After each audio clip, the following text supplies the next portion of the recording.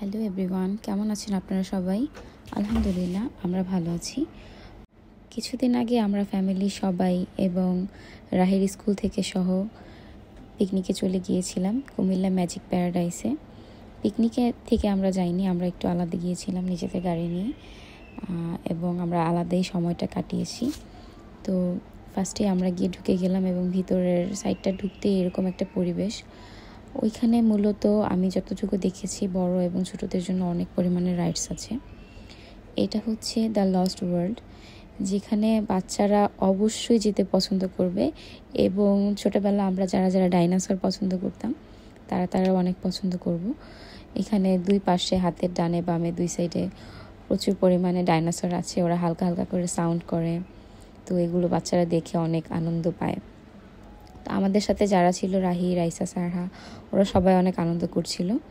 দেন হাঁটতে হাঁটতে পা ব্যথা হয়ে গেছে, সবাই একসাথে বসে আইসক্রিম খাচ্ছিলাম।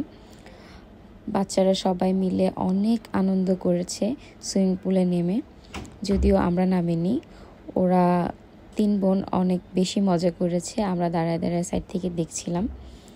আর সাথে আরও বাচ্চা ছিল। এখানে মোট 3টা সুইমিং পুল আছে। এই সাইডটা হচ্ছে বাচ্চাদের জন্য এবং এখান থেকে আসার পর তো সারহা সুইমিং পুল করতে করতে আরও সবার করতেছে, মানে এত পরিমাণে মজা করছে বাচ্চারা। এখানে অনেক পরিমাণে রাইডস ছিল এবং এই এরিয়াটা অনেক বড় ছিল। এই সাইডে হচ্ছে আরেকটা সুইমিং পুল এবং আমরা একটা গাছের নিচে বসে দেখছিলাম, ডিজে গান বাজাচ্ছিল। তো এখানে সবাই অনেক আনন্দ করছিল, দেখেই অনেক ভালো লাগছে। এটা হচ্ছে সবচেয়ে বড় যে সুইমিং পুলটা সেটা। এটার মধ্যে এক সাইডে গভীর এবং এক সাইডে অল্প পানি আছে। তো এই ভিডিওগুলো রাইসা করছিল এবং আমরা ছবি তুলছিলাম একজনে আরেকজনের। এটা হচ্ছে ঢোকার পরে যে এরিয়াটা, ওই এরিয়াটা। ওপরে হাতের ডানে আরেকটা সুইমিং পুল আছে যেখানে আমরা যাইনি, আমরা বাচ্চাদের নিয়ে এখানেই ছিলাম। গাছের মধ্যে অনেক কাঁঠাল হয়েছিল এবং আমি ওগুলো ভিডিও করছিলাম।